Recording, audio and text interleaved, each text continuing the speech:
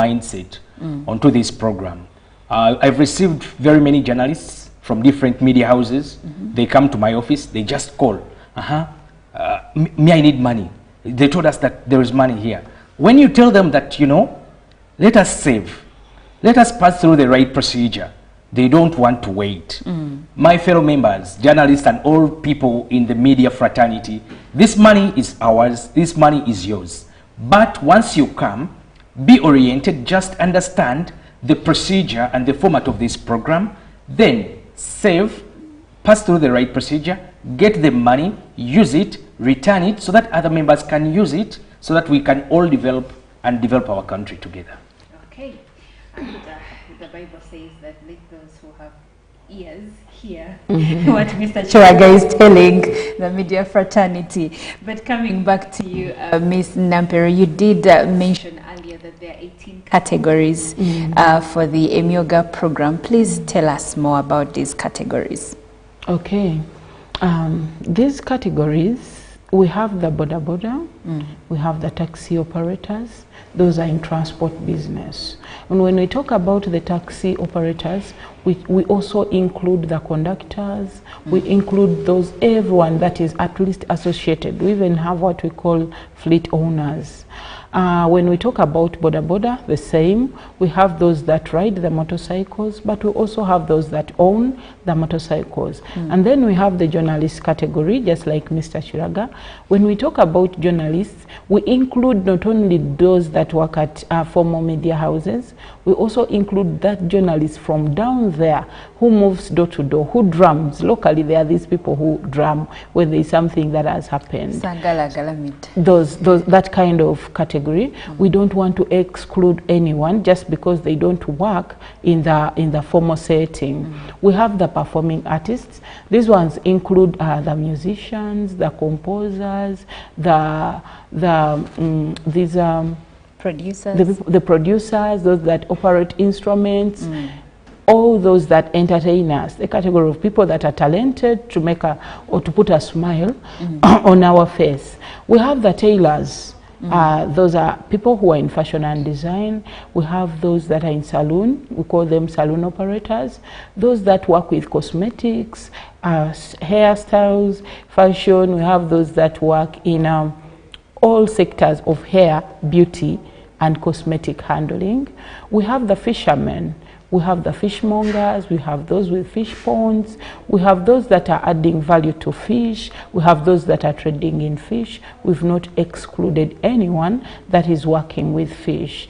We also have the market vendors. We have those that are in gazetted markets, we have those that are in these scheduled markets. We have everyone that is working in a market area is a market vendor, and they can belong to the market vendors Emyoga category. We have the persons with disabilities. We have the veterans, widows and orphans of the veterans. We have the youth leaders. We have the local leaders. Those are elected leaders from LOC1, LOC2, and that category also includes leaders in church, leaders in the mosque, any leader that is, especially the elected leaders, the local leaders, that category takes them all. We also have the restaurant owners. These are the people that work with food. We do not really limit it to persons with restaurants, but anyone that is working with food. We have those that are vending food, we have those that are selling juice, we have those that are roasting snacks, all those restaurant owners. And then we have the women entrepreneurs. This category is a little broad. It's not so specific on the activity, but these are women that are involved in trade. Those that are selling charcoal, those that are selling jackfruit, those that are selling anywhere in the market, in the shop, so long as they are women, those are women entrepreneurs. We have the produce dealers. These are buying and selling produce. You sell beans, you sell grain, you add value to grain, you process and package grain. Those are produce dealers. We have, is there any category I've not talked about? We have We have the, I think I talked about the local leaders, Yes, I talked you did. about the youth leaders. I think I've exhausted them. Okay. Yeah, so those are the 18 categories, and at least every Ugandan has an opportunity to join any of them, because they are at least covering most of the activities that we are doing on a daily basis. Yeah, that's right. Maybe just a quick one. As far as professions go, I've had journalists, I've not had teachers, I've not had doctors, lawyers. Are these not part of the categories? Actually, the program does not exclude anyone, especially if they're involved in these enterprises. Yes. You can be a teacher, but then you have a salon on the side. So you can come and get served through that business. You can be a doctor, but then you have a produce business. That much I understand, but the way Mr. Chiraga here comes from a circle that is for journalists, my question is, if a group of teachers came together as teachers, they are not among the 18 categories. They have to be part of one of the categories. Exactly. Okay. Like training. I earlier hinted, these categories are predetermined for now. So any Ugandan whose category is not specifically pronounced can come through, especially if they're involved in the various enterprises. Okay. I don't know if the journalists were just lucky. I think they were. Yeah. But it's a good thing, because as a journalist myself, I know that we are left behind when it comes to many of these initiatives. Yeah, maybe because we criticize a lot, like you said. Yeah, but for the Ugandans that are watching us, if you're maybe belonging to a different profession, but again you have some activity that you're doing that fits in these categories, please don't be left out. Okay. Yeah.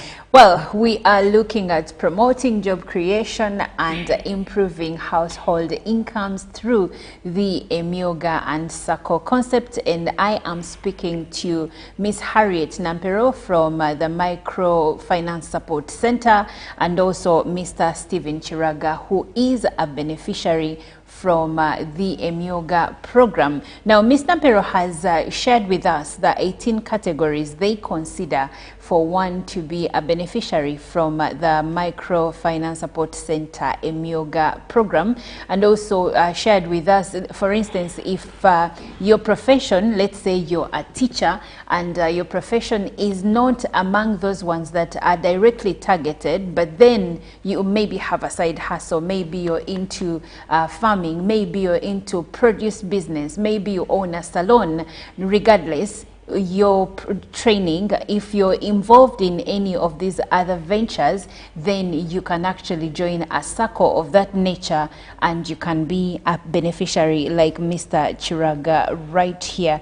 And Ms. Nampero, coming back to you, there is a lot that you have shared in terms of who is targeted, in terms of what Emyoga is all about, who is eligible.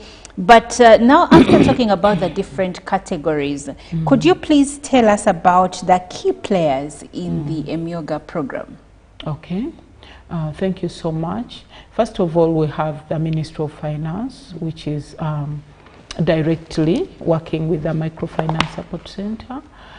We have the Microfinance Support Center, who is the lead implementing agency, directly responsible for being involved in the validation, mobilization, and funding, but also monitoring and mainly capacity building as well. We have the community development officers. These are our dear CDOs who are responsible for mobilizing the communities, helping them, supporting them, guiding them to form into the enterprise associations or the Emyoga associations. He's also responsible for registering them, because before you go to the circle, you must be belonging to an association which is duly registered.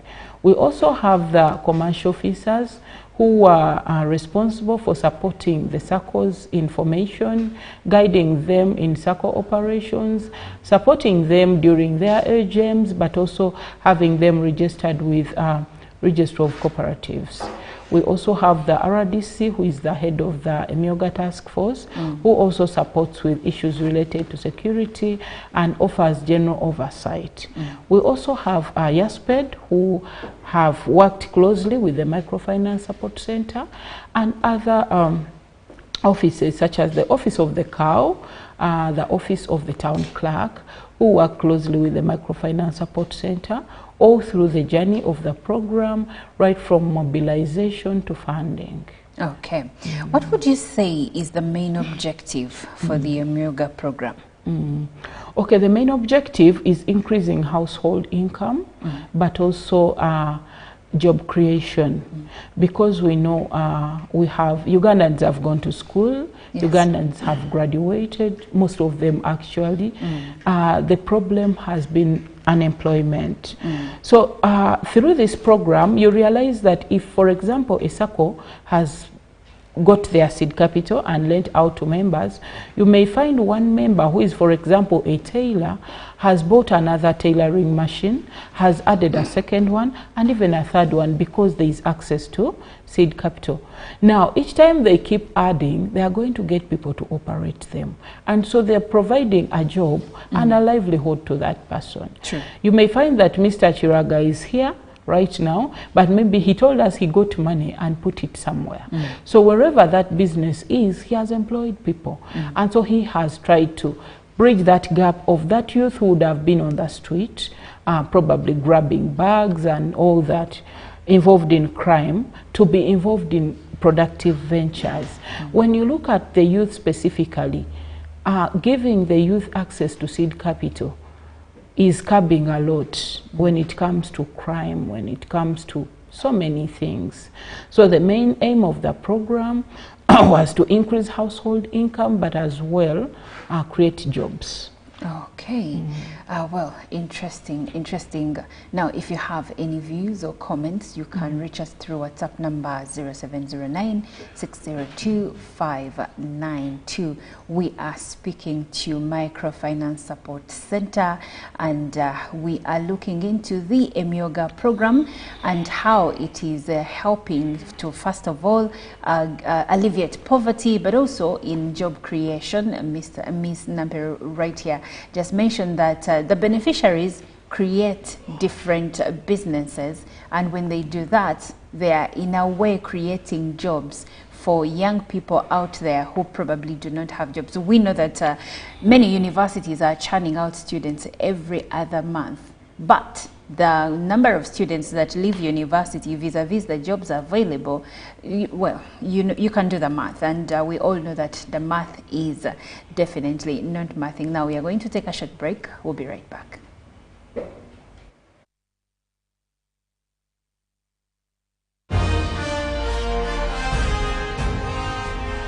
Live from UBC Studios in Kampala, this is Good Morning Uganda Extra.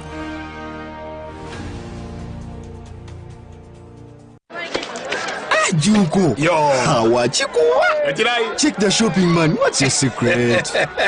Haven't you heard of the parish development model PDM? Yes, I did, but I thought it was just a talk. No, Sebatia. It is real. I and a few friends together formed a SACCO, accessed money from the PDM, invested in a poultry project, and now things are moving. Junko. I thought I was one of your friends. You are. But you left me behind. I didn't leave you in poverty. What you do, just visit your LC2 chairperson and your parish chief, and start the process of economic transformation. Just like that.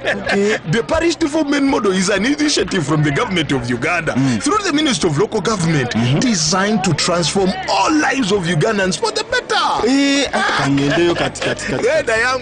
PDM, my parish, my development, my life. In a nation hungry for truth, a world where every story matters, there exists a beacon of trust and reliability. For decades, they've been our voice and our window to the world, holding the mirror of our history. With 4 TV stations and 11 radio channels spanning 27 languages, they stand as guardians of information, defenders of truth. With Mascari Heritage Advantage, they uphold every citizen's right to reliable and free information. Their archive stories shaped our past and illuminate our present. Yet now, as new challenges arise and the world evolves, their mission faces its greatest test yet. Be part of our journey and let's navigate the unknown, uncover the untold, and safeguard our future together. Tune into your public broadcaster, for it is the intersection of trust and truth. Because to UBC, your story, and every voice matters. UBC, inspiring Uganda.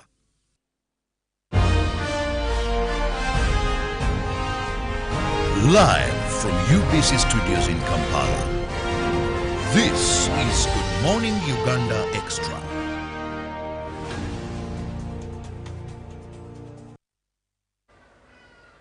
Well, you're still watching Good Morning Uganda Extra. I'm Olive Monica Najuma. Now, I'm speaking to Microfinance Support Center regarding the Emyoga program. How has it been used to alleviate poverty in the country, but also to uplift different people in different sectors and, of course, different professions? We have among the beneficiaries journalists, and I have a representative from one of the SACCOs there. But I will first of all would like to go back to Miss Harriet Nampero from Microfinance Support Center regarding some of the challenges that the Emyoga program has faced. Okay, thank you so much.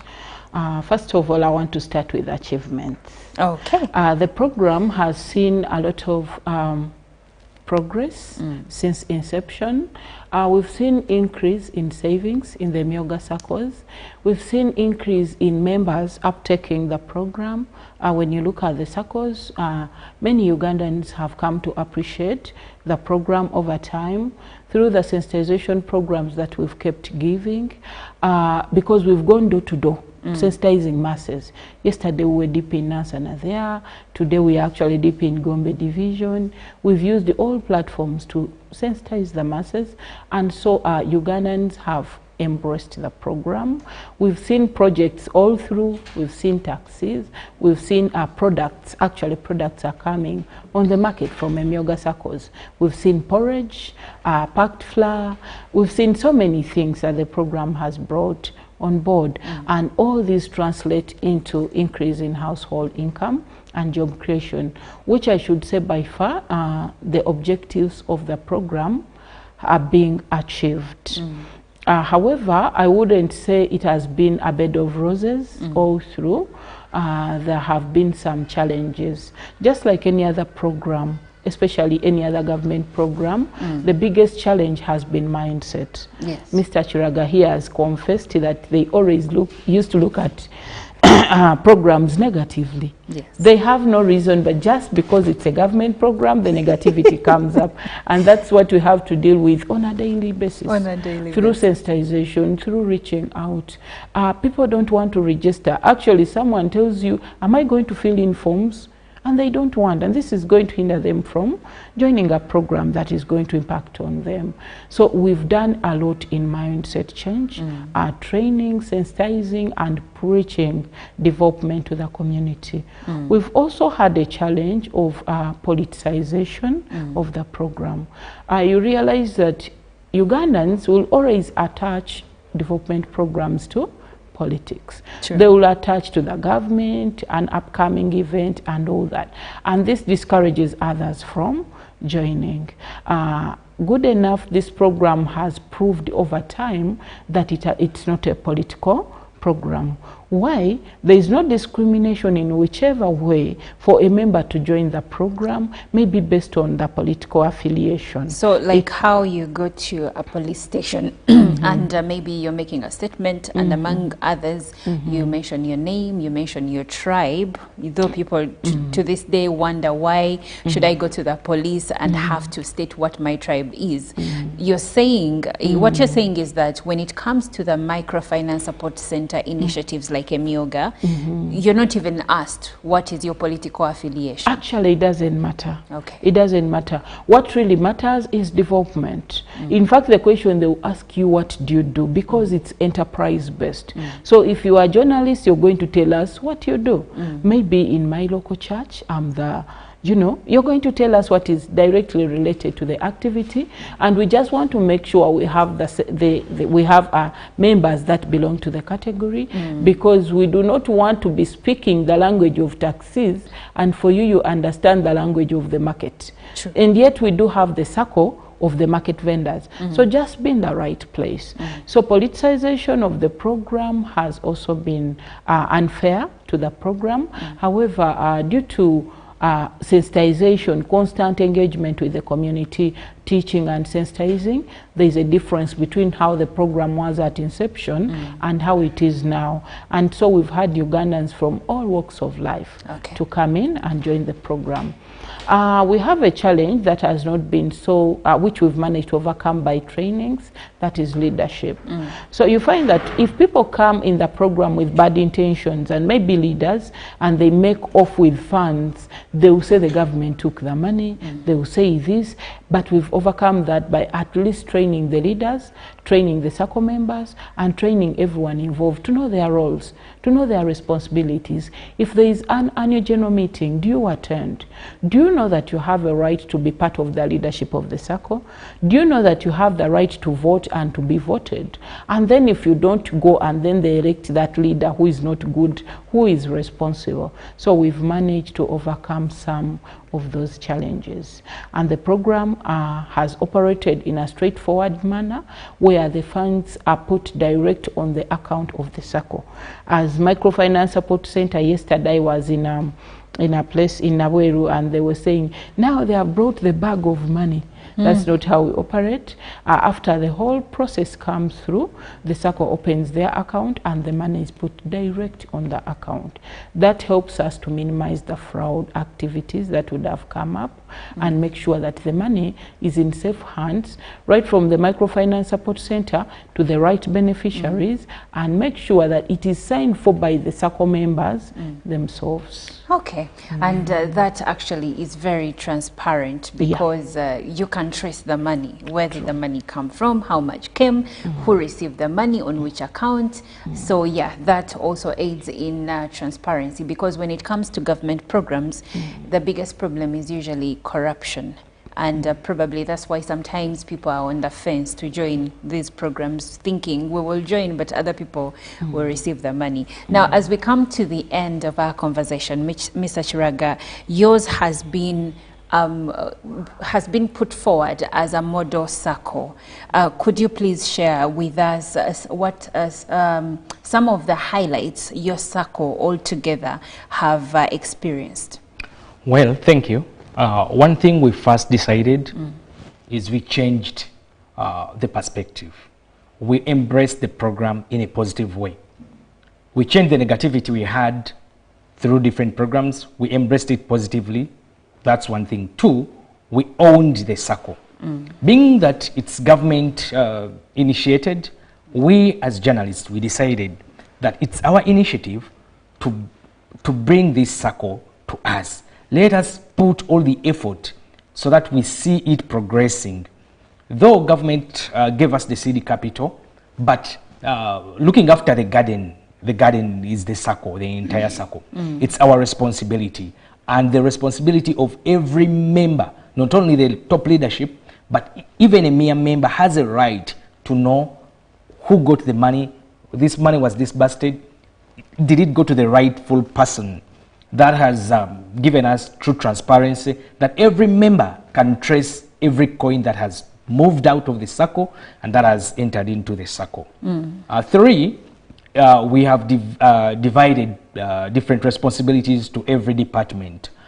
We gave the loans committee, it's independent, the supervisory committee, the vetting committee. So if each committee can perform its own responsibilities without being monitorized, or rather being decided on to what should be done and what shouldn't be done. So every committee decides independently, and that gives us true movement and progress of the circle.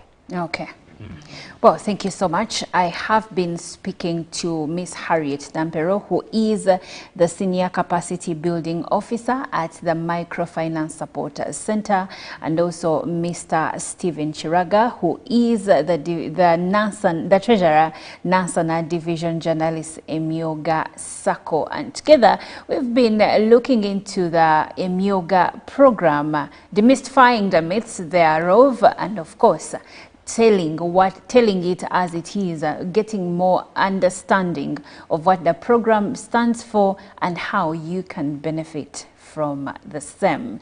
Well, Ms. Nampero, thank you so much. It's been an enlightening conversation. Maybe for those that would like to join, you could briefly tell us how they can reach the Microfinance Support Center. Okay, thank you so much. Maybe first of all, we have offices of the community development officers. These are based at every division, and like we said, they are responsible for mobilizing members as we work together. So you can feel free to join the office of the CDO for more information. You can feel free to contact the office of the commercial officer in your area, because these are all over, and the office of the RDC. But for the Microfinance Support Center, we have offices all over the country. We have offices regionally. We have an office in Karamoja region. We have an office in Soroti, that is Teso sub-region. We have an office in Busoga, that is Jinja. In Bugisu, that is Mbale. We have an office in Kampala here. It's located at Soli's House, Lumumba Avenue, level 2. We have an office in Imbarara, that is Ankole. We have an office in Masaka, that is Greater Masaka sub-region. We have an office in Renzori and Toro sub-region, that is in Fort Portal. We have an office in Lira. We have an office in Arua. We are all over. When you come to Bunyoro, we have an office in Hoima. Go to any of the offices of the Microfinance Support Center. You'll be guided, you'll be served, and you join the program. All right, thank you so much, and thank you so much, dear viewer, for being with us, starting with us all the way back from 6:30 up until this minute. Thank you so much for always keeping it Uganda Broadcasting Corporation, and also Good Morning Uganda and Good Morning Uganda Extra. Now, we will catch you tomorrow at 6:30 once again, but for now, I say goodbye and have a beautiful day.